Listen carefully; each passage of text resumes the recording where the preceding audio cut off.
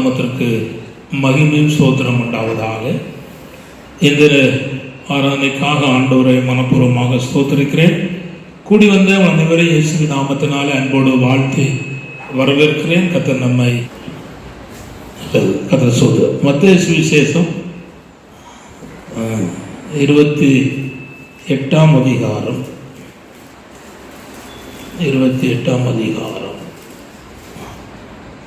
10 வசனத்தை வாசிப்போம். மத்தேயு சுவிசேஷம் 28:10.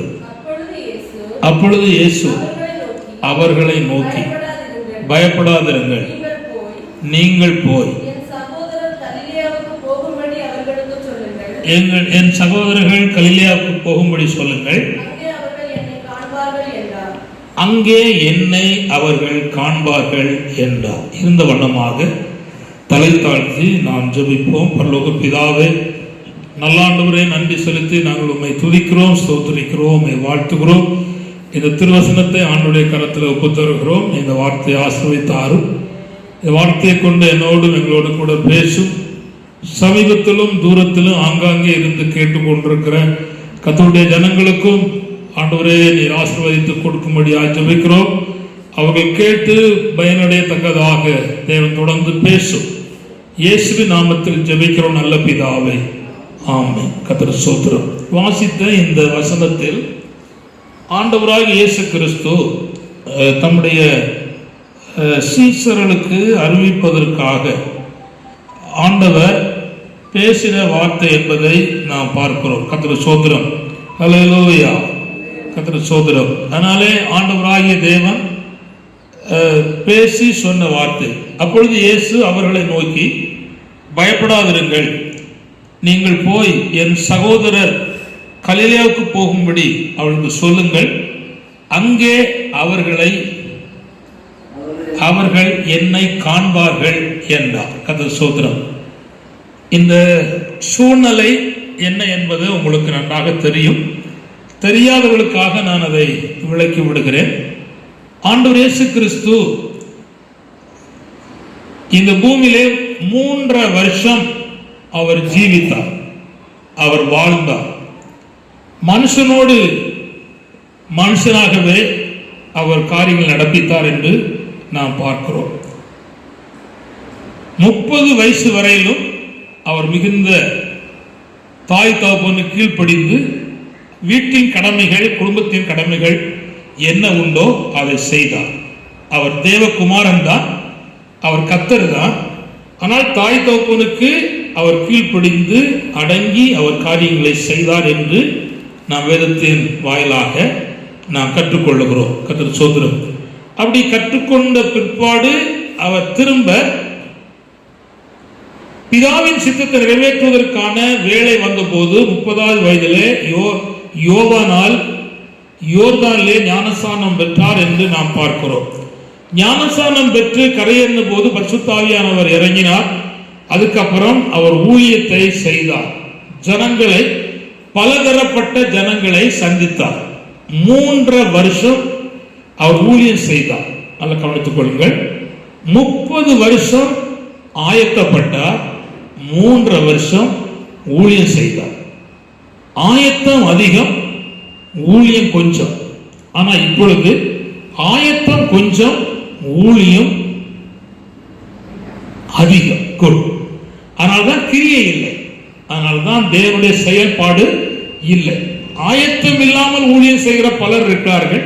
நான் அவர்களை பற்றி சொல்லவில்லை. கர்த்தர் ஸ்தோத்திரம். ஆயத்தப்பட்டு செயல்பட்டவர்கள் எல்லாருமே வேதத்திலே வெற்றி அடைந்தார்கள், வெற்றி வாகை சூடினார்கள், அவர்கள் மேன்மைக்குரியவர்களாக மாற்றப்பட்டார்கள். ஆயத்தம் இல்லாமல் எந்த காரியத்தில் செய்தவர்கள் பின்னாட்களிலே தோல்வியடைந்தார்கள், வெட்கப்பட்டார்கள். இந்த சமுதாயத்திலையும் ஜனத்தின் நடுவிலையும் அவர்கள் இருக்க இடம் தெரியாமல் போய்விட்டார்கள். கர்த்தர் ஸ்தோத்திரம். ஆனாலே நாம் ஆயத்தப்பட வேண்டிய ஒரு நல்ல காலம் இது. அப்பேற்பட்ட சூழ்நிலை நடுவில் இங்கு சொல்லப்பட்டிருக்கிற அந்த சூழ்நிலை என்னவென்றால், நல்ல கவனிங்கள். கர்த்தர் ஸ்தோத்திரம். இயேசு கிறிஸ்து அந்த 3 வருஷ ஊழியத்திலே சீசரிடத்திலே சொன்னார், நிச்சயம் என்னை பாவியின் கையிலே நான் ஒப்பு கொடுப்பேன், நான் மரிப்பேன், என்னை அடக்கம் பண்ணுவார்கள், 3ஆம் நாள் உயிரோடு எழும்புவேன் அப்படின்னு சொன்னார். சொல்லிட்டு சொன்னார், உயிரோடு எழும்பும் பொழுது நான் ஒரு இடத்திலே உங்கள் அனைவருக்கு நான் காணப்படுவேன் என்று சொன்னார்.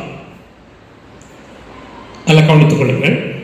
இயேசு கிறிஸ்து மரிப்பதற்கு முன்பாக நான் மரித்து உயிரோடு எழுந்த பிற்பாடு கலிலேயாவிலே நான் உங்களுக்கு காணப்படுவேன் என்று அவர் திட்டமும் தெளிவுமாய் இடத்தை கூட புள்ளிட்டு குறிப்பிட்டு சொன்னார். காணப்படுவேன் என்று தெளிவாய் சொன்னார். காணப்படுகிற ஆண்டவராகிய தேவன் அதை சொன்னார். ஆனால் இவர்கள் அதற்கு தன்னை ஆயத்தப்படுத்தவில்லை, அதற்கான காரியங்கள் அவர்கள் செய்யவில்லை. கர்த்தருக்கு ஸ்தோத்திரம். இயேசு கிறிஸ்து சிலுவையில் அறையப்பட்டு மரித்த பிற்பாடு எல்லாருடைய மனதிலையும் சந்தேகம் ஏற்பட்டது, அவிசுவாசம் ஏற்பட்டது, அவநம்பிக்கை ஏற்பட்டது, இருள் சூழ்ந்தது. அவன் தன் கடமையை செய்வதற்கு பிரயாணப்பட்டார்கள். இதுதான் நடந்தது. இது நியாயாதிபதியின் காலத்திலே கடைசி அதிகாரத்திலே கடைசி பார்த்தீங்கன்னா அவன் தன் பார்வையின்படி நடந்தான் என்று சொல்லப்பட்டிருக்கிறது. இருள் சூழும் பொழுது எப்படி நடக்க வேண்டும் என்று தெரியாத ஒரு காலம். அதாவது மல்கியா தீர்க்கதரிசி புத்தகத்துக்கும் மத்தேயு சுவிசேஷ தீர்க்கதரிசியின் சுவிசேஷத்திற்கும் இடையில் 400 ஆண்டு காலம் இருக்கிறது. அந்த 400 ஆண்டு காலம் இருண்ட காலம். வேதம் இல்லை, வசனத்தின் வெளிச்சம் இல்லை, தீர்க்கதரிசி இல்லை, ஆராதனை இல்லை, மகிமையான சில காரியங்கள் ஒன்று நடைபெறவில்லை. ஆதலால் நல்ல கவனிங்கள், இருள் சூழ்ந்த காலத்தில் பலர் தப்பினார்கள், தப்பி நடந்தார்கள், தவறான சூழ்நிலைக்கு நல்லா கடந்து போனார்கள். இப்பொழுது இந்த காலகட்டத்தில் பரவலாக ஒரு இருள் எல்லாரையும் சூழ்ந்து கொண்டு வருகிறது. கர்த்தருக்கு ஸ்தோத்திரம். பரவலாக பெரும் தலைவர்கள் முதற்கொண்டு சிறியோர் வரையிலும், ஊழியர்கள் முதற்கொண்டு கனம் புரிந்திய தெய்வ மக்கள் வரையிலும் இந்த இருள் சூழ்ந்து கொண்டிருக்கிறது. ஆனால் எல்லாரையும் சூழவில்லை. சிலரை நல்ல கவி பிடித்துக் கொண்டது, சிலரை செயல்படவே மாட்டோம் என்று சொல்லுகிற நிலையிலே தள்ளிவிட்டது. கர்த்தருக்கு ஸ்தோத்திரம். பலர் நல்ல செயல்படுகிறார்கள். இந்த இருள் சூழ்ந்த காலத்தில் ஜெபிக்கிறார்கள். வேதத்தில் சொல்லப்பட்டிருக்கிறது, இருள் சூழ்ந்த காலத்தில் நான் ராக் காலத்திலே அதாவது கீதம் பாடினேன் என்று சொல்லுகிறார். இருள் சூழ்ந்த காலத்தில் தேவனை தேடினேன் என்று சொல்லுகிறார். இருள் சூழ்ந்த காலத்தில் கர்த்தருக்கு கிடைத்த காரியத்திலே நான் தீவிரப்பட்டேன் என்று சொல்லுகிற குரூப் இருக்கிறது. ஆனால் இருள் சூழ்ந்த காலத்திலே பல களியாட்டுகளுக்கும், நேரத்தை தவறாக செயல்படுவதற்கும், நேரங்களை தவறாக பயன்படுத்துவதற்கும், வீணான அநித்தியமான காரியங்களிலே தங்களை நேரங்களை செலவழிப்பதற்கும், உலக காரியங்களிலே செலவழிக்கப்படுவதற்கும் நேராக ஜனங்கள் தள்ளப்பட்டிருக்கிறார்கள் இந்த இருள் சூழ்ந்த காலத்திலே. ஆனால் தேவனாகிய ஆண்டவர் இயேசு கிறிஸ்து மரித்த போது இந்த பூமி முழுவதும் இருள் சூழ்ந்தது. கர்த்தருக்கு ஸ்தோத்திரம். எழுத்தின்படியாகவே இருள் சூழ்ந்தது. கர்த்தருக்கு ஸ்தோத்திரம். ஆனால் அது திரும்ப ஆவிக்குரிய மந்தமான இருள் ஜனங்களை பிடித்துக் கொண்டது. இயேசுவோடு எழும்பிட்டார். சிறிகள் தான் முதல் இயேசுவை பார்த்தார்கள். மகதனா மரியாள் பார்த்தார். பார்த்தபோது இயேசு கிறிஸ்து அவளை மரியாளே வாழ்க என்று வாழ்த்தினார். நீ என் சகோதரருக்கு போய் சொல், நான் கலிலேயாவிலே காணப்படுவேன் என்பதை நீ சொல் என்று அனுப்பினார். கர்த்தருக்கு ஸ்தோத்திரம். இதெல்லாம் தைரியப்படுத்தினார்கள், ஆண்டவர் செய்தார். அதுபோல அது சிறிகள் போய் சொன்னார்கள், நாங்கள் இயேசுவை பார்த்தோம், இயேசுவை வாழ்த்து சொன்னால் நாம் கலிலேயாவுக்கு போகணும், அங்கே அவர் காணப்படுவார் என்கிற காரியத்தை சொன்னபோது பல சந்தேகப்பட்டார்கள், கடின இருதயமுள்ளவர்களாய் மாறினார்கள், நம்பிக்கையற்றவர்களாக அவரவர்கள் தங்கள் நிலைமைக்கு கடந்து போனார் என்பதை நாம் பார்க்கிறோம். இவ்வசனத்தை கேட்கிற உங்களுக்கு நான் இதை சொல்லுகிறேன், தூரத்தில் கேட்கிற உங்களுக்கு நான் சொல்லுகிறேன், பக்கத்தில் இருந்து கேட்டுக்கொண்டிருக்கிற உங்களுக்கு சொல்லுகிறேன், நீங்கள் இப்பொழுது உலகம் முழுவதும் ஒரே இருள் சூழ்ந்திருக்கிற இந்த காலத்தில் பல தெய்வ மக்களையும் ஆவிக்குரிய இருள் சூழ்ந்திருக்கிற காலத்தில், அப்படின்னா என்ன அர்த்தம்? இருள் சூழ்ந்தால் தூங்குவார்கள், செயல்பட மாட்டார்கள். என்ன செய்வார்கள்? சத்தமா சொல்லுங்க, சத்தமா சொல்லுங்களேன். நீங்க தூங்குதே சொல்லுங்க, உங்களை அவ்வளவு வெக்கமா இருக்க. கர்த்தருக்கு ஸ்தோத்திரம். உங்க கண்ணும் உங்க முகமும் உங்களுடைய சூழ்நிலையும் பார்க்கும்போது உங்களை ஏதோ ஒன்று ஆளுகை செய்வதை திட்டமாய் புரிந்து கொள்ள முடியுது. எழுத்தின்படி ஆவிக்குரிய பிரகாரம் வேற. கர்த்தருக்கு ஸ்தோத்திரம். ஆனா நல்லா நீங்க கவனித்துக் கொள்ளுங்கள். இந்த இருள் சூழ்ந்த காலத்தில் தேவனுக்கு அடுத்த காரியத்தில் நீங்கள் செயல்பட்டால் உங்களை இருள் சூழவில்லை. ஆனால் நீங்கள் செயல்படவில்லை என்றால் உங்களை இருள் சூழ்ந்து விட்டது என்பது அதான் கர்த்தருக்கு ஸ்தோத்திரம். ஆனால் அப்பேற்பட்ட காலகட்டத்திலே ஆண்டவர் சொன்னார், நான் அவளுக்கு என்ன செய்வேன்? காணப்படுவேன் என்றார். இயேசு உயிரோடு எழுப்பிட்டார். கல்லறை அவரை அடக்கி வைக்க முடியவில்லை, ரோம பேர் அரசாங்கம் அடக்கி வைக்க முடியவில்லை, போசல் அடக்கி வைக்கவில்லை, முத்திரை அவரை அடக்கி வைக்க முடியவில்லை. அவர் பாதாளத்தை வேதாளத்தையும் பாவத்தையும் சாபத்தையும் மரணத்தையும் ஜெயித்தவராக இயேசு உயிரோடு எழும்பிட்டார். எழும்பி தாம் தம்முடைய மக்களுக்கு தன்னை காண்பேன், காண்பிப்பேன், நான் உங்களுக்கு காணப்படுவேன் என்று சொன்ன அந்த ஜனங்கள் அதற்கு ஆயத்தப்படல.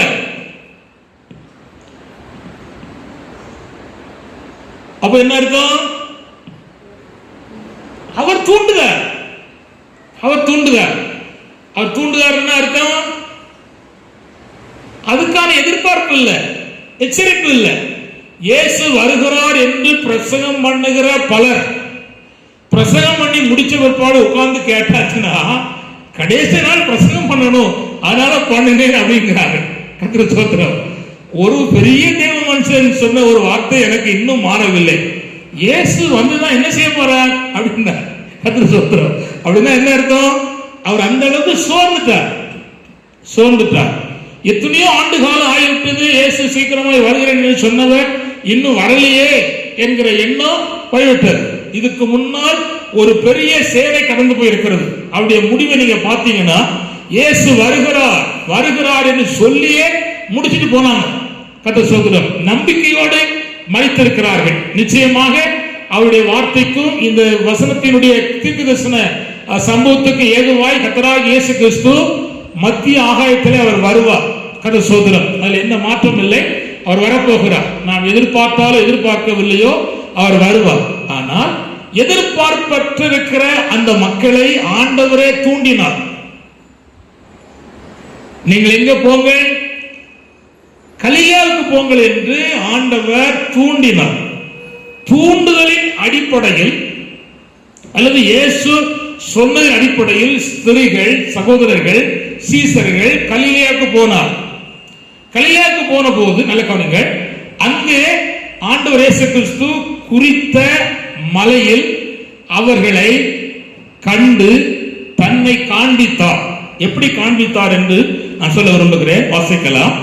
அதே மத்திய சுவிசேஷம் 28ஆம் அதிகாரம் 16ஆம் வசனத்தை வாசிப்போம். 16 வாசிப்போம். 16.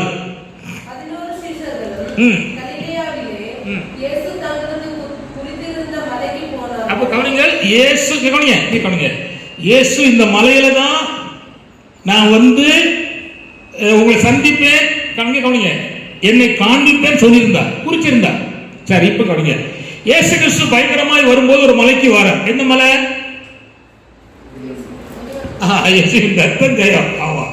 ஒலிவு மலை. நல்லா கவனிச்சுக்காங்க வார்த்தை நான் சொல்லுவேன், கவனிங்கள். ஆனா அந்த ஒலிவு மலை இப்பவுமே ஆயத்தமாயிட்டான். சயின்டிஸ்ட் சொல்லுகிறான், அந்த ஒலிவு மலையில ஒரு பெரிய, அதாவது ஹோட்டல் கட்டுவதற்காக ஆராய்ச்சி பண்ணிருக்கிறாங்க. ஆராய்ச்சி பண்ணும்போது அந்த ஒலிவு மலை கீழே இருந்து ரெண்டா வெடிச்சு வருதான், ரெண்டா பிளந்துட்டு வருதான். அப்போ ஆயத்தமாகுது. எது? அவர் பாதம் படும்போது ஒலிவு மலை ரெண்டாக என்ன செய்யும்? பிளக்கும் என்கிற தீர்க்கதரிசனம் இருக்கிறது. அப்போ இயற்கை தேவனால் சிருஷ்டிக்கப்பட்ட அந்த ஒலிவ மலை இயேசுடைய வருகைக்காக செய்து ஆயத்தப்படுது. ஆனா மனுஷன் இன்னும் ஆயத்தப்படல. இயேசுவே வாருன்னு ஆயத்தப்படுறாங்களா? இல்ல. ஒரு சகோதரன் போய் 5 வருஷம் ஆச்சு, வெளிநாடு போய். எத்தனை வருஷம் ஆச்சு? 5 வருஷம் ஆச்சு. அவர் மனைவிட்ட கேட்டேன், என்னைக்காவது வாங்கன்னு போன் பண்ணீங்களா? வந்தா திரும்ப போக முடியாது, அதனால இன்னும் எத்தனை வருஷம் இருக்கட்டும்? 5 வருஷம் இருக்கட்டும். 10 வருஷம் இல்ல, மொத்தம் 10 வருஷம். அண்ணா 10 வருஷம். அவர் வருவதுக்கு என்ன இருக்கு? அவ என்ன அர்த்தம்? மணிதான் வேணும், கணவன் வேண்டாம் அப்படிங்கிற அளவுக்கு வந்துட்டு கர்த்தர் ஸ்தோத்திரம். அப்போ பாருங்க, இன்னைக்கும் இயேசு கிறிஸ்து வராண்டா, இயேசு கிடைக்கிற ஆசீர்வாதம் வேணும். கார் வேணும், மகனா வேணும், வீடு வேணும், வசதி வேணும், நல்ல வாகனம் வேணும், செழிப்பான சூழ்நிலை வேணும், சுகம் வேணும், எல்லாம் வேணும். ஆனா நீங்க என்ன செய்யணும்? இப்போ வராண்டா, இது எப்பமாவது வரும் அப்படின்னு சொல்லிக்கிற போல ஜனங்கள் போயிட்டு இருக்கிறாங்க. சரி, எப்படி போகட்டும். இயேசு குறித்திருந்த மலையில் நல்ல கவனிங்கள், அவர் காணப்பட்டார். கர்த்தர் ஸ்தோத்திரம். அல்லேலூயா, அல்லேலூயா. நான் இன்று சொல்ல போற செய்தியுடைய தலைப்பு என்னன்னா, அவர் உங்களுக்கு காணப்படுவார். அவ்வளவுதான். கர்த்தர் ஸ்தோத்திரம். அதான் இந்த செய்தியினுடைய தலைப்பு. கர்த்தர் ஸ்தோத்திரம். காணப்பட்டு அவர் என்ன செய்தார் என்றால், கவனிங்கள், முதலாவது அவர்களை சந்தித்தார். என்ன செய்தார்? சந்தித்தார். அவர் எப்படி இருக்கிறார்கள், என்ன நிலையில் இருக்கிறார்கள், என்ன மனநிலையோடு வாழ்கிறார்கள், எப்படிப்பட்ட நிலையோடு காணப்படுகிறார் என்பதை தேவனாகி ஆண்டவர் அவர்கள் என்ன செய்தார்? சந்தித்தார். கர்த்தர் ஸ்தோத்திரம். சந்தித்தார் என்பதை நாம் இங்கே கவனிக்கிறோம். கர்த்தர் ஸ்தோத்திரம். சந்திக்கிற தேவனாகி ஆண்டவர், கர்த்தர் ஸ்தோத்திரம், பல காரியங்கள் இருக்கிறது. நான் எல்லாவற்றையும் நான் உங்களுக்கு சொல்லிக் கொண்டு போக வேண்டும், ஆனாலும் வேகமாக சொல்ல விரும்புகிறேன். அவளை சந்தித்தார். பழைய ஏற்பாட்டிலும் நல்ல கவனிங்கள், தேவன் காணப்படுவேன் சொல்லியிருக்கிறார். அதை நாங்கள் சுட்டி காட்ட விரும்புகிறேன். அவ்வளவுதான் உங்களுக்கு புரியும். சோதனை ரெண்டையும் உங்களுக்கு சொல்லி புரிய வைத்தால் வேண்டும். எரேமியா தீர்க்கதரிசியின் புத்தகம் 29ஆம் அதிகாரம் 14ஆம் வசனத்தை வாசிப்போம். கர்த்தர் ஸ்தோத்திரம். எரேமியா 29:14. நான் உங்களுக்கு காணப்படுவேன் என்று கர்த்தர் சொல்லுகிறார்.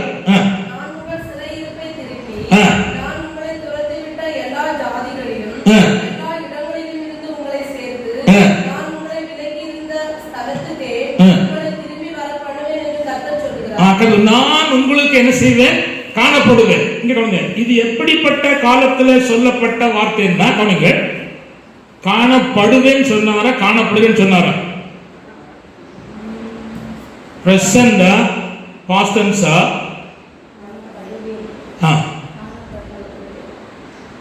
சொல்லுங்க ஐயா, என்னவோ இங்கிலீஷ் படிச்சார்கள் நிறைய இருக்கீங்க. எதிர்காலத்துக்கு சொல்லப்பட்ட வார்த்தை காணப்படுவேன். காணுங்க, இனி ஒரு காலம் வரும், நீங்க சிறையிருப்பில் இருப்பீங்க. அங்கே உங்களுக்கு யாரும் இருக்க மாட்டார், தீர்க்கதரிசி இருக்க மாட்டார், பெரியவர்கள் இருக்க மாட்டாங்க. ஆனால் நான் என்ன உங்களுக்கு காணப்படுவேன் சொல்லுகிறார். நல்ல கவனிங்கள், காணப்படுவேன் என்று சொல்லுகிற கர்த்தர் அவளுக்கு காணப்பட்டு, கவனிங்கள், முதலாவது செய்த வேலை என்னன்னா, அவர்களை சந்தித்தார். என்ன செய்தார்? சந்தித்தார். எப்பேற்பட்ட மக்களை சந்தித்தார்? அவர் நாம் புதிய ஏற்பாடுல கவனிப்போமானா, நல்ல கவனிங்கள், அவிசுவாசம், சந்தேகம், இருமனம் உள்ள நிலையில் இருக்கிற மக்களை ஆண்டவர் சந்திக்கிறார். 2-3 வசனத்தை நாம் வேகமாய் வாசிக்க போறோம். கர்த்தர் ஸ்தோத்திரம். மத்தேயு சுவிசேஷம் 24:40 வாசிப்போம். 24:40.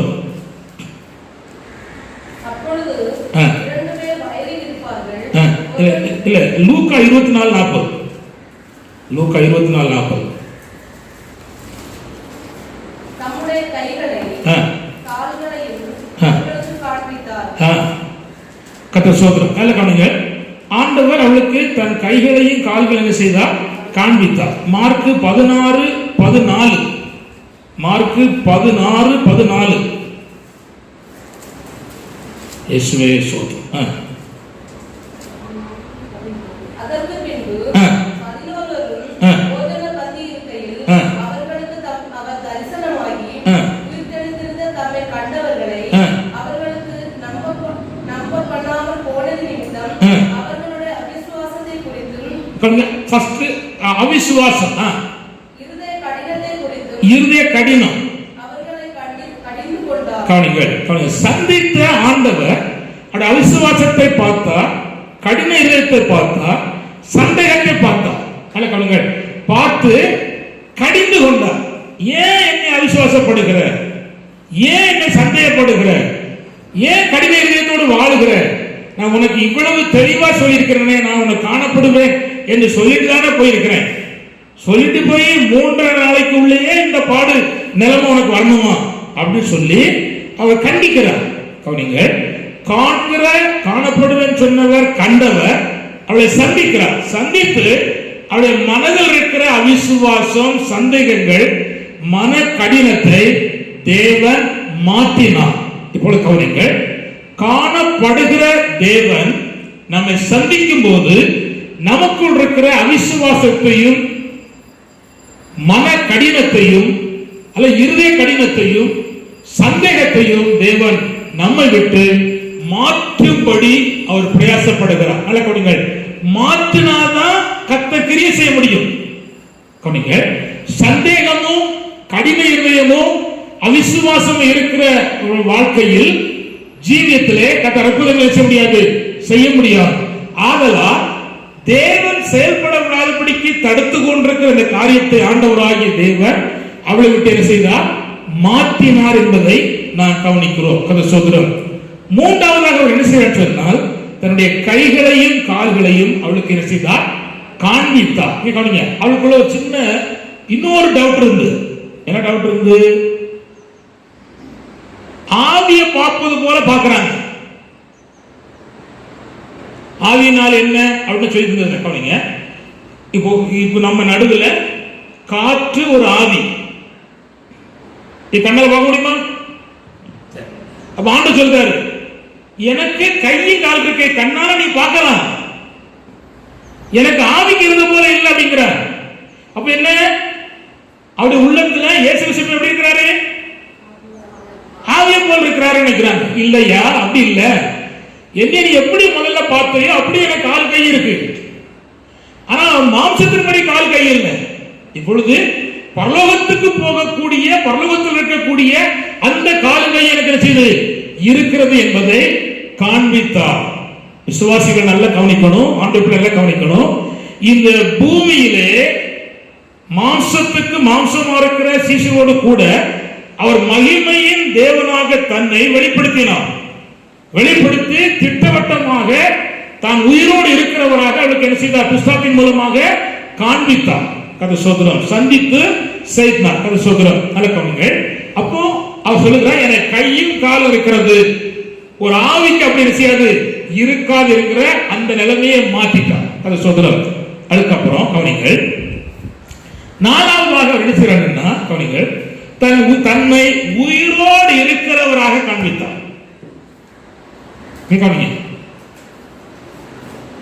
அதுக்காக என்ன செய்யறாருன்னா, அங்க வச்சிருந்த சாப்பாட்டை வாங்கி அவர் என்ன செய்தார்? சாப்பிட்டார். எங்க போறைய ஆசிரியர்களுக்கு சாப்பாடு கொடுக்க செஞ்சாரு, விளம்பர செஞ்சாரு. ஆமா, என்ன செய்தார் தெரியுமா? அது ஆசிரியர் இருக்கு. ஆனா அவர் வாங்கி சாப்பிட்டார். ஒரு ஆள் சாப்பிடாது.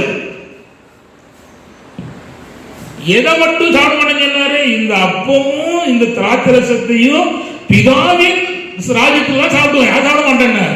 ஆனா அவருடைய சீசருடைய இதயத்தில் இருக்கிற ஐயப்பாடை மாற்றுவதற்கு அவர்கள் வைத்திருந்த சாப்பாடை வாங்கி செய்தார், புசித்தார். வசனம் இருக்கு. கர்த்தர் ஸ்தோத்திரம். லூக்கா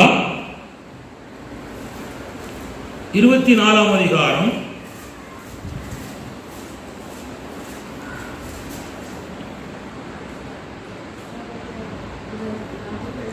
42 வாசி. அப்பொழுது பொறித்த மீன் அவருக்கு கொடுத்தார்கள். அவர்களை அவர் வாங்கி அவர்களுக்கு முன்பாக புசித்து போதும், புசித்து புரியுதா?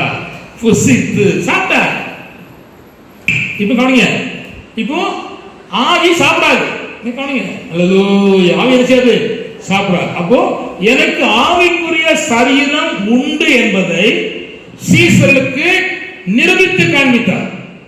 இப்போ அல்ல கவனிங்க, பரலோகத்துக்கு போகும்போது நாமும் அந்த ஆவிக்குரிய சரீரத்துக்குரியவர்களா இருப்போம் என்பதை சீசர்களுக்கு அப்பொழுதே அவர் தெளிவுபடுத்திட்டார். புரியுதா? சரி, அதோடு கர்த்தர் நிறுத்தவில்லை. அப்புறம் அவர் என்ன செய்தார் தெரியுமா? கட்டளை கொடுத்தார். என்ன கொடுத்தார்? கட்டளை, பிரதான கட்டளை.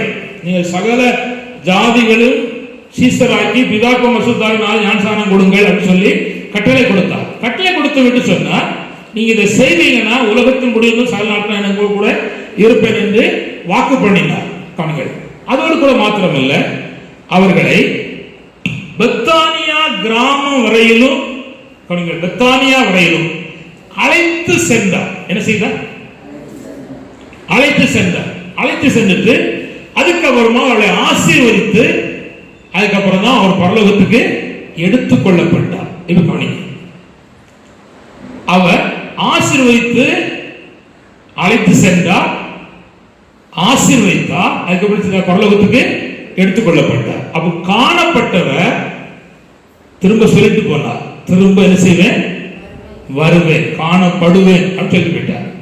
சரி, ஏற்கனவே காணப்படுவேன் சொல்லி மறித்தார், உயிர்த்தார், காணப்பட்டார். சரி, இப்போ காணப்படுவேன், திரும்ப வருவேன் என்று எடுத்துக்கொள்ளப்பட்டிருக்கிறார். திரும்ப வருவாரா? வருவாம தலை ஆடுது, முகத்துல ஆசை இல்லையே, அவ்வளவுக்குள்ள மனசுல மன சோர்வு இருக்கு, மன அழுத்தங்கள் இருக்கு.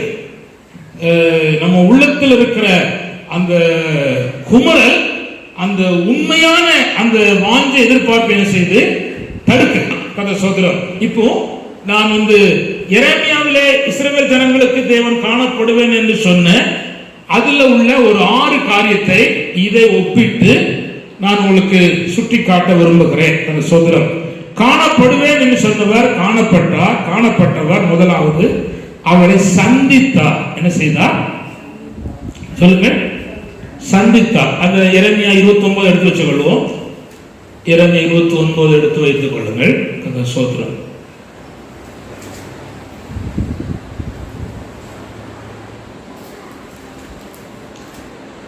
10 வசனத்தை வாசிக்கும்.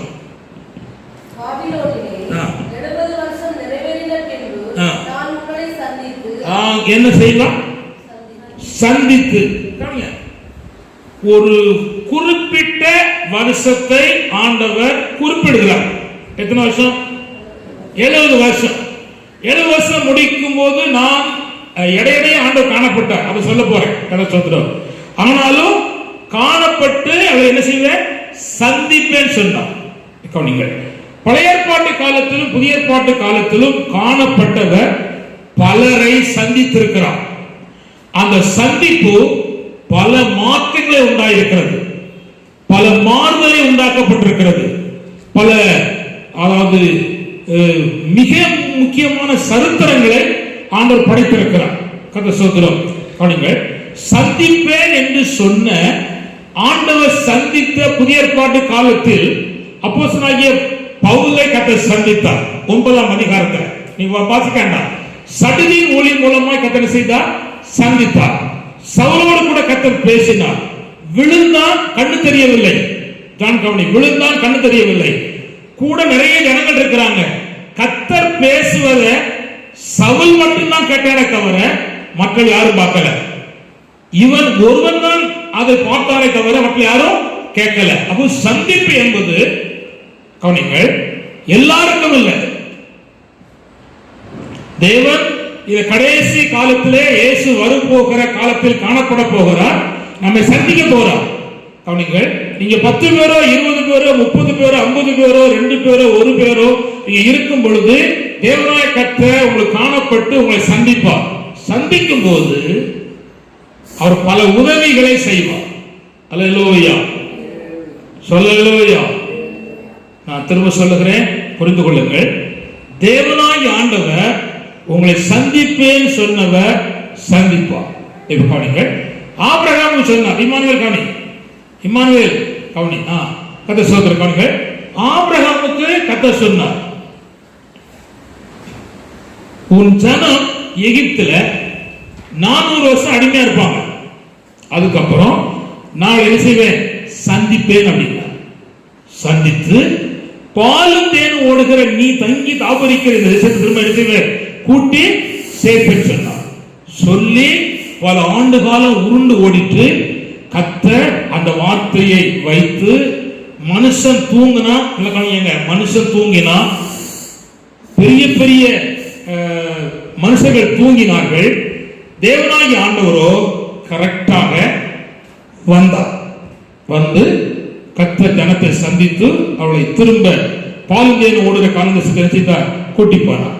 சரி, அது போல இயேசு பாலகனாக பூமியில பிறந்து மனுஷனை சந்திப்பார் என்கிற தீர்க்க தரிசனமும் சங்கீத புத்தகங்களும் சரித்திரங்களிலே ஆங்காங்க எழுதப்பட்டிருக்கிறது. இந்த பிரமாணங்களை கையில் வைத்திருக்கிற ஆசாரியர், வேதபாரகர்கள், பரிசேயர்கள், ராஜாக்கள் அத்தனை பேர் இருக்கும் பொழுது இயேசு இந்த பூமியில பிறந்து சிலரை சந்தித்தார். அல்லேலூயா, அல்லேலூயா. அவரை சந்திக்க பலர் வருவதற்கு தேவனை தூண்டினார். ஆனா பிரமாணங்களை வைத்திருந்தவர்கள், வேத பிரமாணங்களை கையாண்டவர்கள், பரிசேயர் சரிசேயர்கள் தூங்கினார்கள். ஆனால் சிலரை ஆண்டவர் சந்திக்க வைத்தான் சொல்லி சந்திப்பினால் அவர்களுக்குள்ளே எழுச்சி உண்டானது, மாற்றம் உண்டானது, தீவிரம் கொண்டார்கள், செயல்பட்டார்கள். இப்பொழுது கவனிங்கள், தேவன் கிருபையினால் உங்களை சந்திக்கிறார், வாட்டினால் சந்திக்கிறார், தேவ தரிசனத்தினால் உங்களை சந்திக்கிறார். சந்திப்பில் உங்களுக்குள்ளே இருக்கிற மாற்றங்களை கர்த்தர் எதிர்பார்க்கிறார் என்பதை நீங்கள் மறந்து போய்விடவே கூடாது. கர்த்தர் ஸ்தோத்திரம். அல்லேலூயா, அல்லேலூயா, கர்த்தர் ஸ்தோத்திரம். அப்படியானால் இந்த சந்திப்பு மகா பயங்கரமானது. புதிய ஏற்பாட்டில் நான் 2 சந்திப்பை நான் வேகமாக சொல்லிவிடுகிறேன். கவனிங்கள். லூக்கா 5ஆம் அதிகாரத்திலே பேதுரு சந்திப்பதற்காக கடலுக்கும் அவனுடைய படகுக்கும் போனார். சந்தித்தார், மாற்றத்தை கட்டளையிட்டார் என்று பார்த்த பிற்பாடு அவனை ஒரு பெரிய ஜன சமுதாயத்துக்கு ஆசீர்வாதமான பாத்திரமாக கர்த்தர் மாற்றினார். அதுக்கப்புறம் நாயனூர் ஊர் விதவையை சந்திப்பதற்காக தேவன் எதிர்கொண்டு போனார். நல்ல கவனிங்கள்.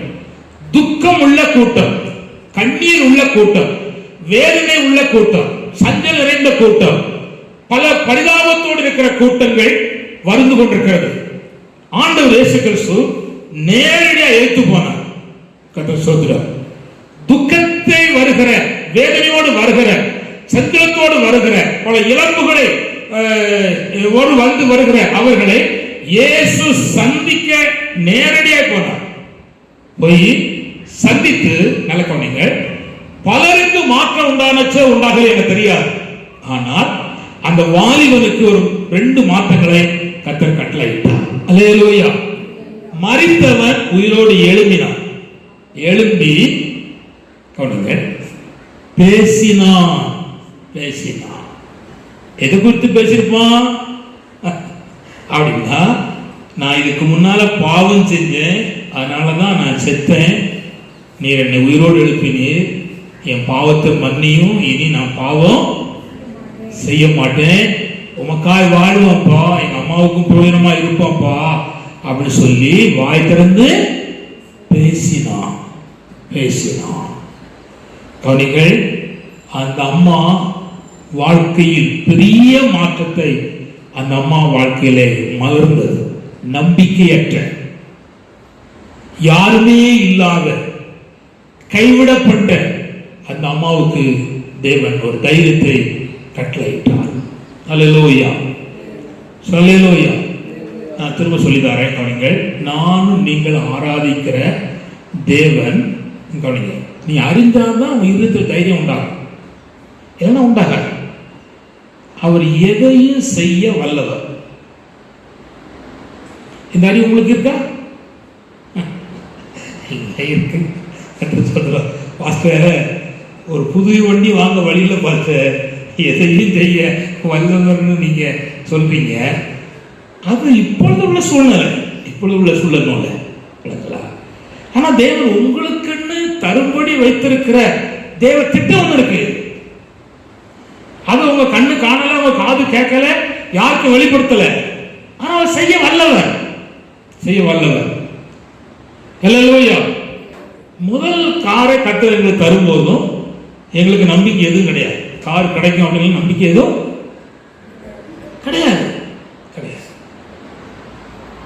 கிடையாது. அப்படி நம்பிக்கை இருந்துச்சா? இல்லை, ஏச்சுக்கிட்டு தான். ரெண்டாவது தேவன் தரும்போதும் எங்களுக்கு அந்த பெரிய எதிர்பார்ப்போ கிடையாது. ஆனா இதெல்லாம் அவர் முன் குறித்திருக்கிற தேவ திட்டம், தேவ சித்தம். அவர் தன்னுடைய வேலையை என்ன செய்கிறார்? அவர் ஒழுங்கா செய்கிறார். நான் செய்ய மறந்த போதும் அவர் செய்கிறார். நான் செய்ய அறியாமல் விட்டதையும் அவர் அந்த நினைவுக்கு செய்கிறார், செய்கிறார். சரி, இருக்கட்டும், கவனிங்க. இப்ப நான் சொல்ல விரும்புறது என்ன? கவனிங்க, இங்க கவனிங்க. தேவன் உங்கள் வாழ்க்கையில சந்தித்து உங்களுக்கு செய்ய வேண்டிய காரியம் செய்வார் என்கிற அந்த விசுவாச நம்பிக்கை இருக்கா? அல்லேலூயா. சரி, நான் உங்களுக்கு சிம்பிளா சொல்லித்தரேன், புரியும்படி சொல்லித்தரேன். எனக்கு எங்கேயும் கேட்டதெல்லாம் அவங்க சொல்லுக்கு எனக்கு மனம் கிடையாது. மனுஷன் இந்த பூமியில் இருந்துகிட்டு மேலே பறந்து கொண்டிருக்கிற ராக்கெட்டை இங்க உள்ளது சரி பண்றான். அந்த அளவுக்கு அவனுக்கு அறிவு இருக்கு.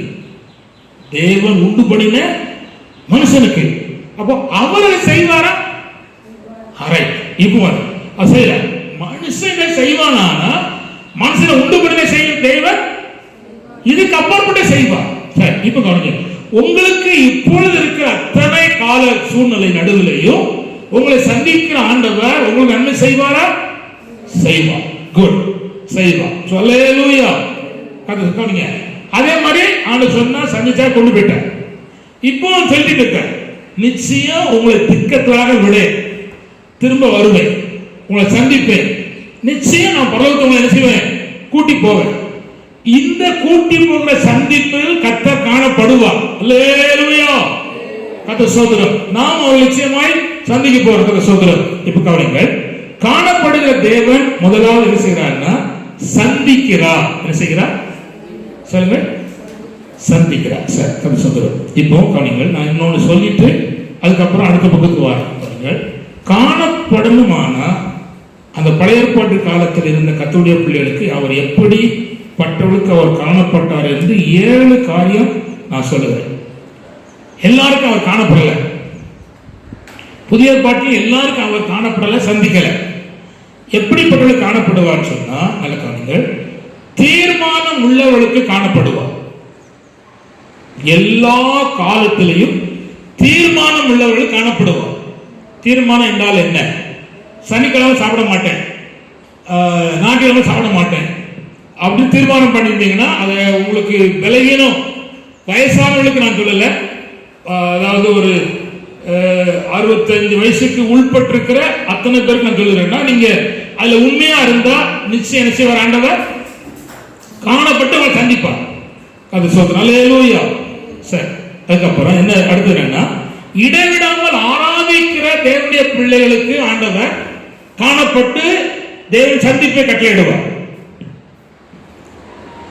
மூன்றாவதாக, தனி ஜெபத்திலையும் கூட்டு ஜெபத்திலையும் தொடர்ந்து ஜெபத்தில் உறுதியா இருக்கிறவர்களுக்கு காணப்படுவார், அவர் சந்திப்பார். நான்காவதாக, விசுவாசத்திலே உறுதியா இருக்கிறவர்களுக்கு தேவன் காணப்படுவார், சந்திப்பை கட்டளையிடுவார். பாபிலோனிலே அப்படின்னா கவனிங்க, அசுத்தமும் அருவருப்பும் தேவனுக்காய் வாழ முடியாத இடத்தில் தேவனுக்கு பிரியமானதை செய்து சித்தத்தை நிறைவேற்றுகிற தேவனுடைய பிள்ளைகளுக்கு ஆண்டவர் காணப்படுவார். ஐந்தாவதாக, நீண்ட நாட்கள் உபவாசம் இருக்கிற கர்த்தருடைய பிள்ளைகளுக்கு தேவன் காணப்படுவார், சந்திப்பை கட்டளையிடுவார். ஏழாவதாக, தேவனுடைய மகிமையை காண வேண்டும் என்று எதிர்பார்ப்போடு இருக்கிறவர்களுக்கு தேவன் காணப்படுவார், சந்திப்பை கட்டளையிடுவார். அல்லேலூயா. நான் 7 காரியத்தை கவனிங்கள், அவர் காணப்படுவார் என்பதற்கும் சந்திப்பார் என்பதற்கும் நான் சொல்லியிருக்கிறேன். நான் இப்ப கவனிங்கள், எப்படி அவர் காணப்பட்டார், எப்படி சந்தித்தார் என்பதற்கு நான் 3 அடையாளத்தை உங்களுக்கு சுட்டிக்காட்ட விரும்புகிறேன். அப்படின்னா தான் உங்களுக்கு புரியும். நேபுகாத்நேச்சர் ஒரு பெரிய சிலையை உண்டு பண்ணிவிட்டு 6 விதமான கீத வாக்கியம் முழங்கும் பொழுது, இந்த சிலையை தாழ விழுந்து வணங்காதவனை அக்கினி சூளையிலே போடப்படும் என்று சொல்லி சொன்னபோது 3 எபிரேய புருஷர்கள் அதை பற்றி பார்க்காமல் கர்த்தரை ஆராய்த்துக் கொண்டு இருந்தார்கள். அவளை பிடித்துக் கொண்டு நிறுத்தினப்பட்ட பிற்பாடு சொல்லப்பட்டுகிறார், நான் சொல்ல நேரத்திலே 6 விதமான கீத வாக்கியங்கள் வாசிக்கும் பொழுது நீங்கள் தாழ விழுந்து இந்த பொற்சலை வணங்கினால் நீங்கள் விடுவிக்கப்படுவீர்கள். வணங்காவிட்டால் நீங்கள் அக்கினியிலே என்ன செய்வீர்கள்? போடப்படுவீர்கள் என்று அவர் நேபுகாத்நேச்சர் கட்டளை, ராஜாவுடைய கட்டளை மீற முடியாது, கண்டிப்பாக நிறைவேற்றப்பட்டு ஆகிவிட வேண்டும். கர்த்தர் ஸ்தோத்திரம். அப்பொழுது அவர் சொன்னார், என் கைக்கு தப்புவிக்கிற தேவன் யார் அப்படின்னு கேட்டார். நீங்க வேதத்துல இவ்விதமாய் கேள்வி கேட்ட போது கர்த்தர் முன்முகத்து இறங்கி பல பயங்கரமான செயல்களை செய்திருக்கிறார். உன்னை விடுவிப்பன் யார்? உன்னை தப்புவிப்பன் யார்? என் கைக்கு உன்னை தப்புவிக்கிற தேவன் யார்? உன் தேவன் எங்கே என்று கேட்கப்பட்ட அத்தனை கேள்விக்கும் இவர்கள் பதில் சொன்னாலும் சொல்லாவிட்டாலும் பரலோகத்தில் இருக்கிற தேவன் இறங்கி பதில் சொல்லி இருக்கிறார். கர்த்தர் ஸ்தோத்திரம். உன் தகப்பனுடைய தேவன் எங்கே என்று கேட்டவர்களுக்கு அவருடைய தகப்பனுடைய தேவன் இருக்கிறார் என்று காண்பித்திருக்கிறார். அந்த அடிப்படையிலே இது அருமையான அந்த நேபுகாத்நேச்சருடைய கண்ணுக்கு முன்னால் நின்று கொண்டிருக்கிற போது அந்த 3 புருஷன் சொன்னார்கள், அனனியா, மிஸ்சாவேல், அசரியா சொன்னார்கள், நாங்கள் இடைவிடாமல் ஆராதிக்கிற எங்கள் தேவனை தப்புவிக்க வல்லவர். ஒருவேளை சொல்லுங்க, ஒரு வேளை தப்புவியாமல் போனாலும் இந்த கொரோனா ஊசி மட்டும் போட முடியாது.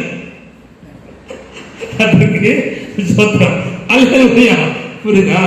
ஆமா, தப்புவிப்பா உறுதி, தப்புவிக்காமல் போனாலும் போட முடியாது அப்படின்னு அவர்கள் ஆராதிக்க, அதாவது வணங்க முடியாது நின்றாங்க. அவ்வளவுதான். 7 மடங்கு சூடாக்கப்பட்டாங்க, அதெல்லாம் தெரியும். தூக்கி போட்டாங்க, தோசைக்காணி தூக்கி போட்டாங்க. 4வது ஒரு ஆள் அந்த அக்கினிக்குள்ளே தன்னை அவர்களுக்கும் காண்பித்தார். அங்கு இருக்கிற நேபுகாத்நேச்சர் கண்ணால் பார்ப்பதற்கு கர்த்தர் உதவி செய்தார். காணப்படுவேன் என்று சொன்னவர் காணப்பட்டார், சந்திப்பேன் சொன்னவர் சந்தித்தார், அவளை விடுதலையாக்குவேன் சொன்னவர் விடுதலையாக்கினார். என்ன வகையிலே? அக்கினியின் சிறையிருப்புக்கு கர்த்தர் விடுதலையாக்கினார். ஆண்டவர் இயேசு ஜீவிக்கிறார். திரும்ப இந்த 3 புருஷர்கள் தவிர அப்போ தானியலுக்கு அந்த சோதனை இல்லை. தானியல் மிகப்பெரிய ஆளா இருந்தனால அவனை விட்டுட்டாங்க. தானியல் பக்கம் ஒருவனும் போகல, இருக்கட்டும். ஆனா தானியலுக்குன்னு ஒரு சோதனை வந்துச்சு. ஆமா, இவங்களால 3 பேர் சமாளிக்கலாம். ஒருத்தர் பார்த்து வாராளடா கை கொடுத்து போயிருக்கான்னு சொல்லி அவன் தனி காட்டுறாங்க. அவனுக்கு வந்த சோதனை அவன் மட்டும்தான், அவனுக்கு யாரும் கிடையாது. பாருங்க, கோலியாத்துக்கு வந்த சோதனை தாவீதுக்கு வந்து மட்டும்தான், இஸ்ரவேல் ஜனங்கள் யாருக்கும் கிடையாது. அப்போ தேவன் சிலரை உருவாக்குகிறார், பயிற்சி கொடுக்கிறார், பழக்கப்படுத்துகிறார். எதுக்கு?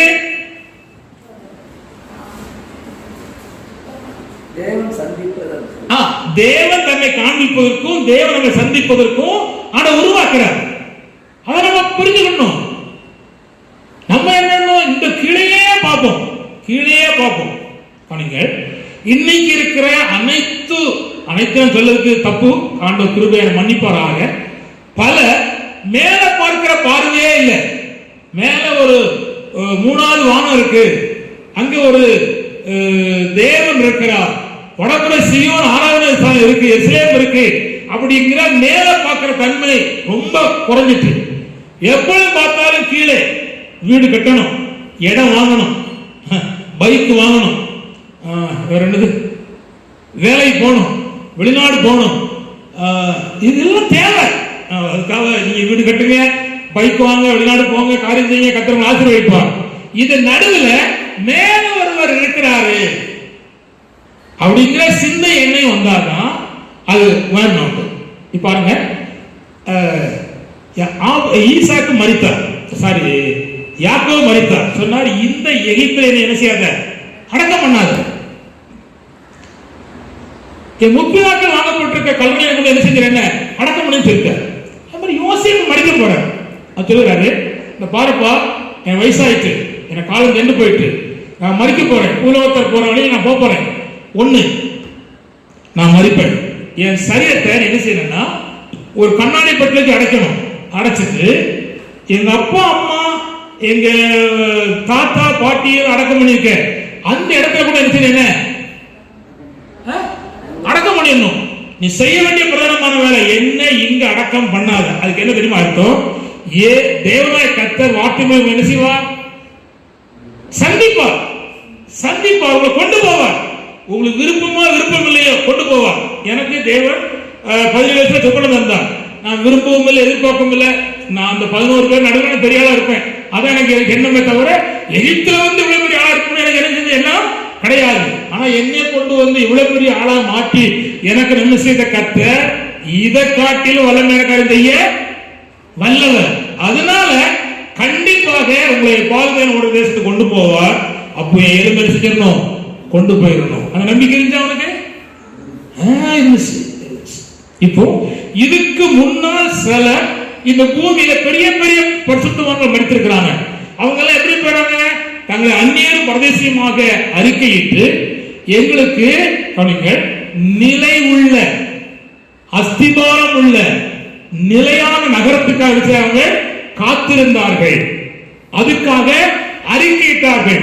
தூரத்தை கண்டு அணைத்துக் கொண்டார்கள். இந்த பூமியில் நானும் நீங்களும் இருந்து கொண்டிருக்கிற இந்த காலத்திலே நம்முடைய எதிர்பார்ப்பு பூமி கடத்தவர்களையே போயிடாதபடிக்கு மேலே பார்க்கிற பார்வைக்கு நேராக கட்டு நம்மளை நடத்துவாராக என்று நான் உங்களை சோத்திரம் செய்து உங்களை வாழ்த்துகிறேன். எப்பொழுதும் இந்த பூமிக்கு அடுத்த காரியமே நாம் நின்று விடக்கூடாது. நாம் மேன்மையான காரியத்தை கடந்து போக வேண்டும் சோத்திரம். அப்படியானால் தேவனாகிய ஆண்டவர் சந்தித்து நம்முடைய வாழ்க்கையிலே பல மாற்றங்களை கட்டளையிடுகிறார். அல்லேலூயா, அல்லேலூயா. கர்த்தர் சோதரம். நான் இப்பொழுது உங்களுக்கு காணப்பட்ட காரியம் சொல்கிறேன். அவர் கர்த்தர் சோதரம் சந்திக்கிற தேவன் செய்கிற நாலாவது காரியம் என்னன்னா சிறையிருப்பை மாற்றுகிறார். என்ன மாற்றுகிறார் சொல்லுங்க. அந்த 14 வசனத்தை திரும்ப வாசிமா. எரேமியா 14 29 14.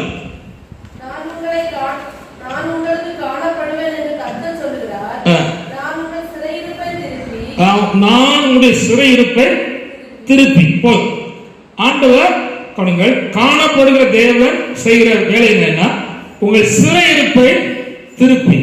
3 வகையில சிறையிருப்பு இருக்கு. நான் சொல்லியிருந்தேன்.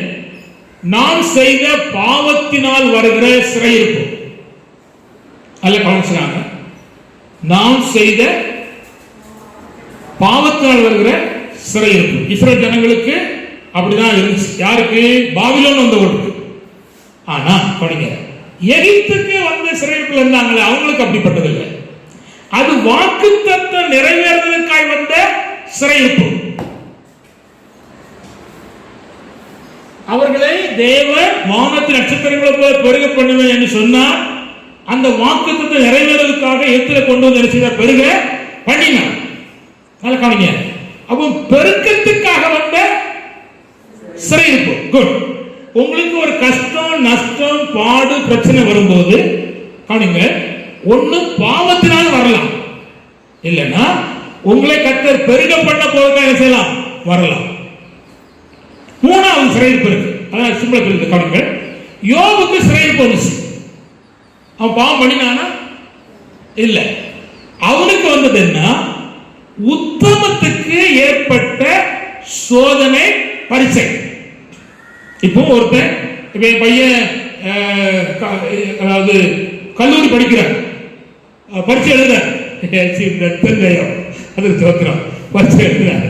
எனக்கு அந்த பரீட்சை நினைச்சாலே இப்படி ஒரு உலகம், இப்படி ஒரு பரீட்சை, இப்படி ஒரு காலேஜ், இப்படி ஒரு கல்வி அப்படின்னு நினைச்சா வெக்கமா இருக்கு. ஆமா, இப்படி ஒரு கல்வி ஆண்ட நான் என் வாழ்க்கையில நான் கேட்டதும் இல்லை, கேள்விப்பட்டதும் இல்லை, இப்படி கண்டதும் இல்லை. இனி காணக்கூடாது என்று நான் ஜெபித்திருக்கிறேன். ஏன்னா இது அறிவு, அது கழுத தேஞ்சி கட்டறப்ப போன காலம். இது அறிவு விருத்தி இல்லை. அப்பா, இயேசுவின் நாமத்துல எனக்கு இந்த திட்டமே பிடிக்கல.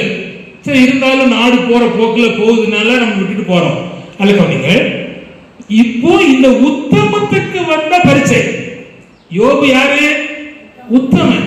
என்ன வகை உத்தமன் அப்படின்னா, ஒரே மனைவியோடு வாழ்வதில் உத்தமன். இந்த உலகத்துல சாட்சி எடுக்கிற பயங்கரமான சதி வேலை என்னன்னா, ஒரே மனைவி ஒரே புருஷனோடு வாழ்கிற வாழ்க்கைய சீர்குலைச்சிட்டா இந்த தேசம் கெட்டு போகும், சீர்கேடம் மாறிடும். ஒருவன் செத்தாலும் அவ்வளவு அழிஞ்சிடும் அப்படின்னு அவனுக்கு தெரியும். ஆனா அப்பேற்பட்ட காலத்துல யோபு சைட் பார்வர்டா வாழ்ந்தான். அவன் லேசான பணக்காரன் இல்லை.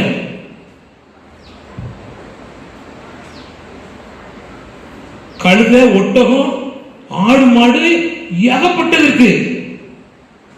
சொல்லுவாங்க பல கோடி அதிபதி. அவன் நினைச்ச எத்தனையோ மனைவி வெட்டலாம். அவன் சொல்லுகிறான், என் கண்ணோடு உடன்படிக்கை பண்ணின நான் இன்னொருத்தருடைய மனைவியை பார்ப்பேனா? அப்படி பார்த்தேனா ஏன் மனைவி இன்னொருவனுக்கு மாவு ஆட்டுவாராக அப்படின்னு சொல்லுகிறான். பரலோகத்தின் தேவன் பார்க்கிற அவன் கண்ணோடு உடன்படிக்கை பண்ணியிருக்கிறான். அதுல உண்மையா இருக்கிறான். எல்லாம் போச்சுங்க. உத்தமத்துக்கு பரிச்சை. அவன் குற்றம் செய்யல, பாவம் செய்யல, எல்லாம் அழிஞ்சு. இப்படி இந்த ஊர்ல ஒருத்தன் இருந்து அழிஞ்சிருப்பானா எவ்வளவு பேரும் கொட்டு போட்டு தெரு தெருவா சொல்லிடுவான். அவன் வேலைக்காரன் கூப்பிட்ட போது கூட வேலைக்காரன் சரியா வரல, வழி விட்டானா? எஜமானேன்னு கீழே விழுந்து வணங்கின இவன் கூப்பிட்ட போது வழி போனான். அப்ப எவ்வளவுக்குள்ள இருக்கும் சரீரத்துல வியாதி. மனைவி என்ன சொன்ன? இல்ல, பொதுவா உங்களை யாரும் குறைக்கல, கர்த்தர் என்னை மன்னிப்பாராக. நிச்சயமா உங்களை நினைச்சும் சொல்லல, உங்களை பார்த்தும் சொல்லல, என்னைய தப்பா புரிஞ்சுக்கிறாங்க. நான் வேதத்துல சத்தியம் சொல்லுதேன். படிக்க ஒரு காலத்துல யோபு ரொம்ப அழகுள்ளவர். அன்னைக்கு கிழக்கத்தி புத்திரர்ல அவ்வளவு அழகு. யார் பிள்ளைகள்? யோபு பிள்ளைகள். அவ்வளவு ஜனம் பெருத்ததுல யோபு 3 பொட்டப்படி எதிர்த்து நின்னாச்சுன்னா அவ்வளவு அழகா, ஜெமிமாளுடைய அழகு அவ்வளவு அழகா இருக்கான். ஏய், நீனும் கெட்டு அடுத்தவையும் கெடுக்காடு. கர்த்தர் ஸ்தோத்திரம். அப்ப யோபு அழகுனா யோபு பிள்ளை அழகுனா யோபு அழகா இருக்க மாட்டாரா? அழகா இருப்பார். அவர் மனைவி அழகா இருப்பார். இப்போ அழகு உள்ள சரீரத்துல என்ன நான் நினைக்கிறேன், அதாவது இயேசு கிறிஸ்துனுடைய அழகு ரோஸ் கலர், சிவப்பு இல்லை. என்ன கலர் சொல்லுங்க? 10,000 சிறந்தவர். அவ்வளவு.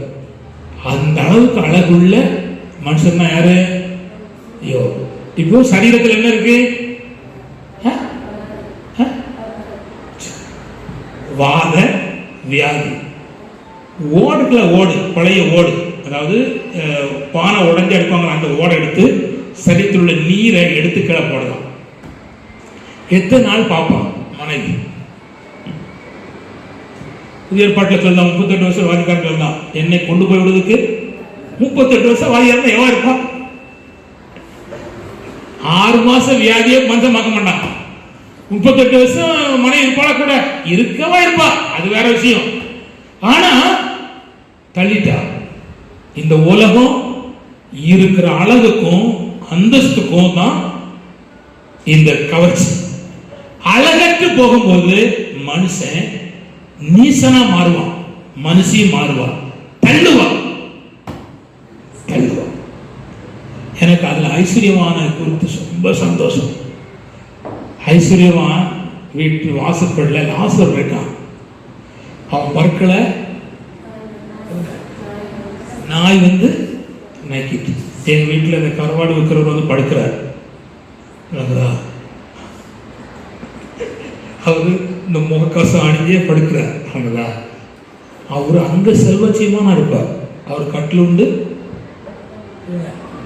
மெத்த உண்டு, எல்லாம் உண்டு, உபசரிப்பு உண்டு, மீனே சாப்பிடுவார், மீனிலே வடை சுட்டு சாப்பிடுவார். அப்பேற்பட்ட மனுஷன் ஒரு பாய விரிச்சு பாம்போல படுக்கிறார். எனக்கு என் மனசுல எங்க அண்ணாண்ட சொன்னாதான் சொன்னேன், அந்த பெரிய ஐஸ்வர்யமா லாசரு படுத்திருக்கிறது ஒண்ணுமே சொல்லலையம்மா, நம்ம ஒன்றும் சொல்லக்கூடாது. ஆண்டவரே நம்ம கேட்பார், உன் வீட்டுக்கு ஒரு இந்த இடுந்துக்கரையிலேருந்து ஒரு ஒரு கரோடு இருக்கிறவனை வந்தானே, நீ ஏற்றுக்கொண்டையா, படுக்கடை கொடுத்தையா அப்படின்னு கேட்டா, ஐயா அங்கே படுக்கூடாதியா, சின்ன பிள்ளைகள் இருக்கியா, நீங்கள் போயிருக்கியான்னு சொன்னால் போயிட போகிறாரு. அவருக்கு எங்கேயும் இடம் கிடைக்கும். ஆனால் நான் சொல்லலை. ஏன் சொல்லலைன்னா, என்னையே கத்த சோதிக்கலாம், என்னையே சோதிக்கலாம். ஐயோ படுத்துட்டு போகிறார், அவர் படுத்தார். என் மன இருதயத்தை அப்படியே நான் தேவனுக்கு சொன்னேன், படுத்தார். இப்போ யோபு அவன் மனைவி சொன்னான், சிம்பிளா சொன்னான். என்ன சொன்னான்? சீக்கிரம் செத்து போறேன்னு சொன்னா கூட பரவாயில்ல. என்ன சொன்னா? அவ சொல்லுது, அவன் மோசம் சொல்லலைன்னா, நான் தப்பா புரிஞ்சுக்கணும், அதே வெளியிடணும்ல. அதாவது மகதே மாத்தாள் நான் கவலைப்படுதேன்னு சொன்னால, அவன் மோசமான ஆள் இல்லை. அவன் இயேசு கிறிஸ்தவ நல்ல சாப்பாடு கொடுக்க ஆயத்தம் பண்ணிட்டு இருக்கா. இந்த அம்மா வசந்த கழிட்டு பார்த்துட்டு உட்கார்ந்து இருக்கா. கடினம் எது? வேலை செய்ய கடினம். முதல்ல போய் இயேசு விட்டு கூட்டியிருந்தாரு, மாத்தான் கூட்டி வந்தா, நம்ம மாத்தா இல்லை. அது தொத்திரம், நீங்க தப்பா புரிஞ்சிடக்கூடாது. ஆண்டவரே கிருபை உண்டாகட்டும். புரியுதா? ஒருவேளை அவர் பாஸ்டர் கூப்பிட்டாலும் கூடுவோம். ஆமா, ஆண்டவருக்கு மயம் உண்டாகட்டும். ஆனா காணிங்க நடந்தா தெரியுமா? ஒரு வார்த்தை தெளிவா சொன்னா, உங்களுடைய தேவனை தூசித்து ஜீவனை விடும் சொன்னார். ஆனா அவர் அந்த நாள்ல சொன்ன வார்த்தை என்னன்னா, இதுக்கு முன்னால நம்மகிட்ட வாழ்ந்த நம்ம மனைவி இப்படி இல்லை, இப்ப அவ சூழ்நிலையை கண்டுபிடிச்சிரா சொல்லுதா. பைத்தியக்காரி நீ பைத்தியக்காரி இல்லை, பைத்தியக்காரி பேசு போல பேசுதியே அப்படின்னு சொல்லிட்டு சொன்னார். ஒரு காலத்தில் நன்மை பெற்றோம், இப்ப தீமை பெறுதோம், பயப்படாத அப்படின்னு சொன்னார். நல்ல கவனிங்க, அவருக்கு ஏற்பட்ட உத்தமத்தில் உண்டான பரீட்சை சோதனை. ஒரு பிள்ளை படிக்கணும், கண்டிப்பா படிச்சு எழுதணும். அப்படின்னா படிச்சதுக்கு அடையாளம். அதுபோல உத்தமமா இருக்கிறேன், உண்மையா இருக்கிறேன், நான் ஜெபிக்கிறேன், அன்புள்ளவன் அப்படின்னா அதுக்கு என்ன உண்டு? பரீட்சை உண்டு, பரீட்சை உண்டு. அந்த பரீட்சையை வெற்றி பெறுவதுதான் யோபுக்கு தேவைச்சு. இப்ப காணுங்க, யோபிற்கு தேவன் காணப்பட்டு சந்தித்து அவனுடைய சிறையிருப்பை மாற்றினான். சொல்றேன், 3 வகையில சிறைப்பு இருந்துச்சு. 3 வகை சிறையிருப்பையும் கட்ட மாற்றுகிறார். பாவத்தினால் வந்த சிறையிருப்பையும் மாற்றுகிறார், வாக்குத்தத்த நிறைவாளர்களுடைய சிறையிருப்பையும் மாற்றுகிறார், உத்தமத்தில் ஏற்பட்ட சிறையிருப்பையும் மாற்றுகிறார். தங்கள் சிறையிருப்பு, சோர்வு, வியாதி, கஷ்டம் அத்தனையும் கட்ட மாற்றுகிற ஆண்டவராக இருக்கிறார். ஹல்லேலூயா, கர்த்தர் ஸ்தோத்திரம். அப்போ தேவனாகிய ஆண்டவர் உண்மையாகவே நம்ம சிறையிருப்பை மாற்றுகிறார். அடுத்து என்ன செய்யறான்னு சொன்னா கவனிங்க, 11 வாசிமா. எரேமியா 29:11.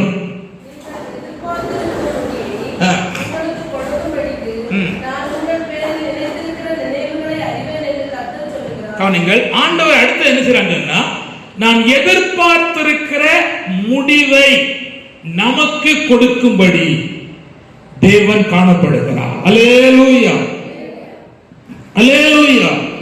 நம்முடைய வாழ்க்கையில் இருக்கிற எதிர்பார்ப்புக்கு தக்க முடிவை தேவன் தரும்படி ஆண்டவர் அவர் நமக்கு காணப்படுகிறார். இப்ப நான் ஒரே ஒரு எதிர்பார்ப்பை மட்டும் சொல்லுவேன். எல்லாரும் எதிர்பார்ப்பு சொன்னா நமக்கு சமயம் போயிடும். பண்ணுங்க, எலியாவுடைய 2 எதிர்பார்ப்பு. ஒன்று, அக்கினி வரணும், அப்போ ஜனங்கள் மனம் திரும்பணும். 2வது, மழை வரணும், தேசம் ஆசீர்வதிக்கப்படணும். இந்த 2ஐயும் அவன் எதிர்பார்த்தான். இந்த எதிர்பார்ப்புக்கு தேவனாய் கர்த்தர் அவனுக்கு காணப்பட்டார், அவனை சந்தித்தார், அவன் எதிர்பார்ப்பை கர்த்தர் நிறைவேற்றினான். இப்போ இந்த ஆராதனைக்கு வந்திருக்கிற உங்களுக்கு, உங்கள் தனிப்பட்ட சரீரத்துக்கு உங்களுடைய குடும்பத்துக்கு, உங்களுடைய பிள்ளைகளுக்கு, எதிர்காலத்துக்கு நீங்க என்ன எதிர்பார்க்கிறீங்க?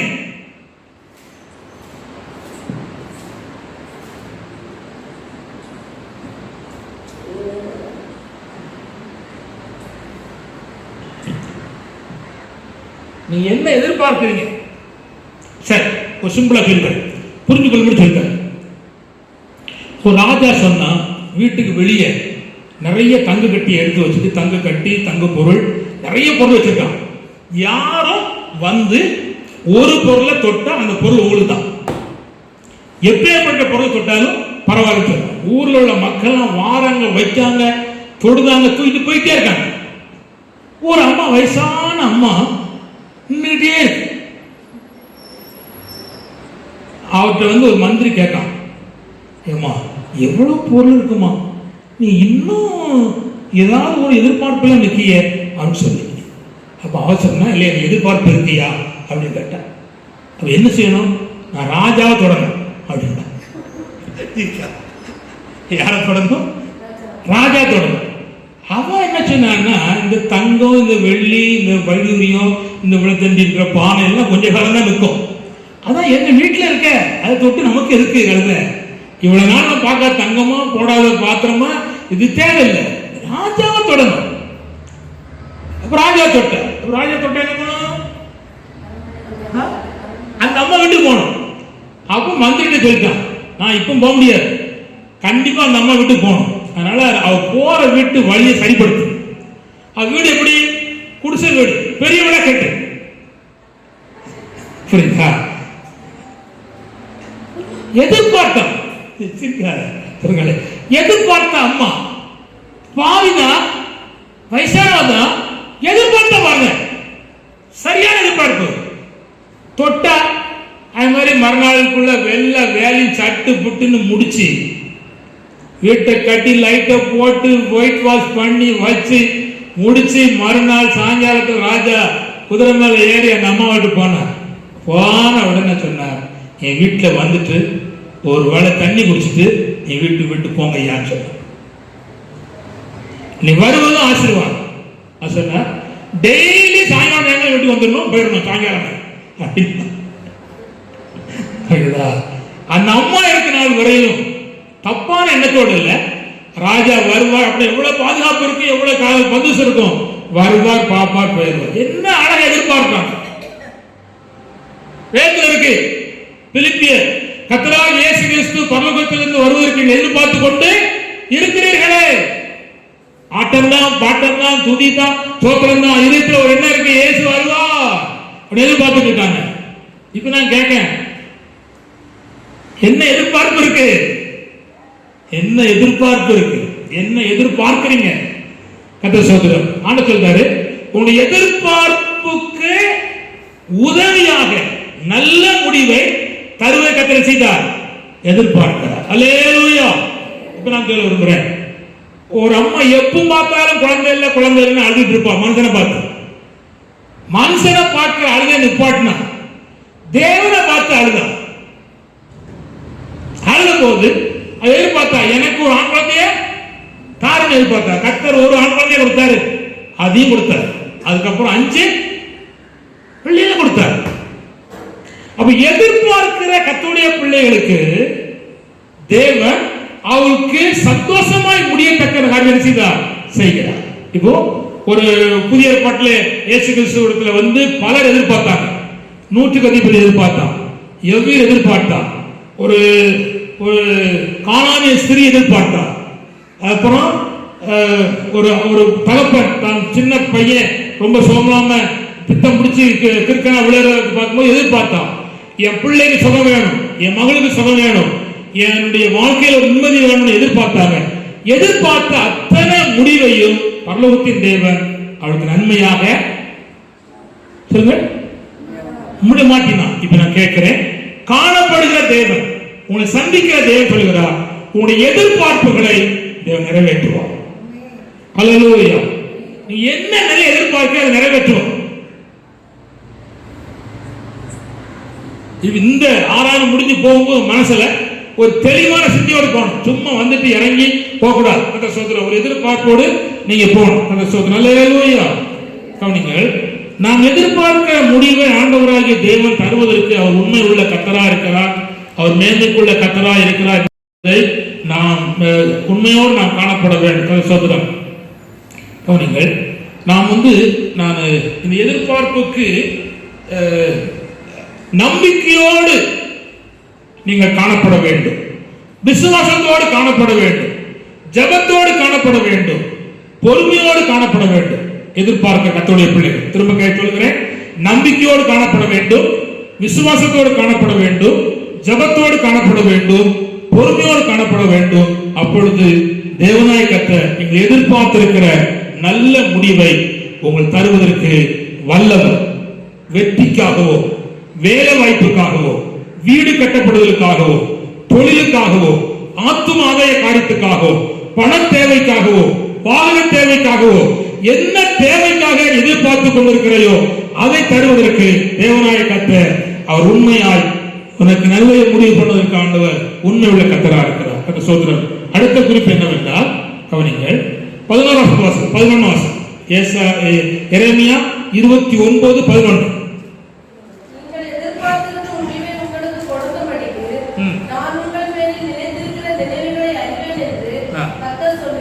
கவனிங்கள், தேவன் உங்களை குறித்து ஒரு நினைவு வச்சிருக்கிறார். கவனிங்க, இங்க இருக்கிற ஜானை குறித்து, ஜோசா குறித்து, ஒவ்வொரு தேவ பிள்ளைகளின் குறித்து தேவனாய் ஆண்டவர் வைத்திருக்கிற நினைவு இருக்கிறது. அந்த நினைவின்படி தேவனாய் ஆண்டவர் உங்களுக்கு நிறைவேற்றுவதற்கு கர்த்தர் உண்மை உள்ள தேவனா இருக்கிறார். அவர் குறித்திருக்கிற நினைவு அல்ல. கவனிங்கள், நான் 2 பேருடைய நினைவு சொல்ல விரும்புகிறேன். அவர்கள் நினைவில்லை, அவளை குறித்து தேவன் நினைத்த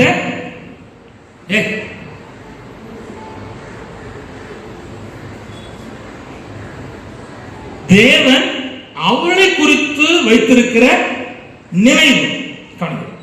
எஸ்தர் அடிமைப்பெண், மொர்தெகா அடிமையானவர். எஸ்தருக்கு தாய் தகப்பன் கிடையாது, சித்தப்பா கையில வளர்ந்தார். இவன் யாருன்னா வாட்ச்மேன். சொல்லுங்க, வாட்ச்மேன். சரி, வாட்ச்மேன் 50 வருஷம் இருந்தா ப்ரொமோஷன் உண்டா?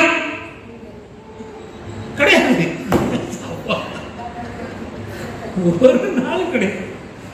வாட்ச்மேன் தான். அது போலீஸ் ஆபீசரா இருந்து இல்ல போலீஸா இருந்து அது கூட கூட ரேங்க் கூடி போயிட்டே இருக்கும். வாட்ச்மேனுக்கு கிடையாது, அவ்வளவுதான். அடிமைக்கு முன்னேற்றம் உண்டா? கடைசியில் அடிமை தான். அப்போ இவங்க அதை பற்றி எதிர்பார்ப்பு இல்லை. ஆனா அந்த எஸ்தரை குறித்தும் இந்த மொர்தெகாவை குறித்தும் தேவன் நினைச்சிருந்தார். சரி, அதுக்கு என்ன காரணம்? ஜோசா கவுனி என்ன காரணம் அப்படின்னா, இந்த எஸ்தர் அவர் சித்தப்பா என்ன சொன்னாரோ அதை செய்வார். உபவாசம் பண்ணுவோம், காத்திருக்கணுமா காத்திருப்பார். மொர்தெகா தேவனை தவிர வேற யாரும் நினைச்ச மாட்டான், வணங்க மாட்டான். அவ்வளவு தெளிவான ஒரு நிலை. இதோ கர்த்தர் பார்த்தார். அடுத்தது, தம் ஜனத்துக்காக ஜெபம் பண்ணுகிறவர். ஒரு பிரச்சனை வந்தா எஸ்தர் சாப்பாட்டை வெறுத்து 3 நாள் சாப்பாடை வெறுக்கா. ராஜாத்தி அல்லும் பகலும் புசியாமலும் குடியாமலும் இருக்கா. சாப்பாட்டை வெறுக்கா, தண்ணியை வெறுக்கா, எல்லாம் இருக்கிறவா. இதெல்லாம் கர்த்தர் பார்த்தா. இது சிறு வயசுல இருக்கு, அவளுக்கு முறையாட்டம் இருக்கு. பார்த்தா இவளை குறித்து ஒரு நல்ல நினைவு இருக்கு. இந்த பிள்ளைய உயர்த்தலன்னா நான் இந்த மகாபெரிய தேவன் என்று சொல்வதற்கு அர்த்தம் இல்லை. கர்த்தர் உயர்த்தினார். 127 நாட்டுக்கும் ராஜாவா இருக்கிற ஆகாஷ் ராஜாவுக்கு பட்டத்து ராணியாக பக்கத்தில் இருப்பதற்கு கர்த்தர் சீட்டை ஒதுக்கினார். எஸ்தரை குறித்த நினைவு தேவனால் நிர்ணயிக்கப்பட்டு செய், அது அப்படியே முடித்தார். அடுத்த டிரான்ஸ்பர். வாசப்படியில் இருக்கிறவன் அதே ஆகாஷ் ராஜாவுக்கு இரண்டாவது சிங்காசனத்துல இருந்து தன் சகோதரர்களுக்கு நன்மையை குறித்து பேசுவதற்கு உரியவனாக கர்த்தர் உயர்த்தினார். அல்லேலூயா, அல்லேலூயா. தாவீது சத்துருவால் விரட்டப்படும் போது சத்துருவால் ஆசீர்வதிக்கப்படக்கூடிய அளவுக்கு கர்த்தருடைய நினைவு இருந்துச்சு. அல்லேலூயா. சவுல் சொன்னான், சவுல் சொன்னான், என் மகனே நீ பெரியவனா இருப்பாய், நீ தான் ராஜாவா இருப்பாய். வாழ்த்துறான். யார் வாழ்த்துனா? சத்துரு, எதிரி சத்துரு வாழ்த்துகிறான். அந்த அளவுக்கு தேவன் தாவீதை குறித்து நினைத்திருந்தார். நான் கேட்கிறேன், உங்களை குறித்து தேவன் வச்சிருக்கிற நினைவு நிச்சயம் நிறைவேறும். அதுக்கு நீங்க செய்ய வேண்டிய வேலை. அதான் சொல்றேன், தேவையற்றதை விடு, தேவையானதை அண்டிக்கொள். நீ முழு இதயத்தோடு தேடுவாயானால் என்னை கண்டடைவாய் என்று ஆண்டவர் சொல்லியிருக்கிறார். உன்னை குறித்த நினைவு தேவனால் நிறைவேற்றப்படும். அதுக்கு நீ செய்ய வேண்டிய வேலை என்னன்னா, தேவனை முழு இதயத்தோடு தேடு, நிச்சயம் கர்த்தர் நிறைவேற்றுவார். அடுத்த ஒன்றை சொல்லி நான் என்னுடைய வார்த்தையை நிறுத்த விரும்புகிறேன். கர்த்தர் ஸ்தோத்திரம். ஆண்டவர் உங்களுக்கு அடுத்து என்னன்னா, 12 வசனத்துல வாசிமா, 12 வாசி.